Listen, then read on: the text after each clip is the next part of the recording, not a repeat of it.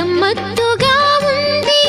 ప్రేమంటే ఇంతేనేమో బాగుందే ఏమైనా నాకూడా కొత్తేనయ్యో ఏం చేద్దాం ఈ పైన.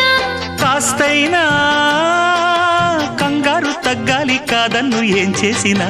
సరసం ఇంకా ఎక్కువైతే చచా చిచి తప్పదయ్యో. అప్పుడే ఇట్ట ప్రేమ బళ్ళో అయితే గీతే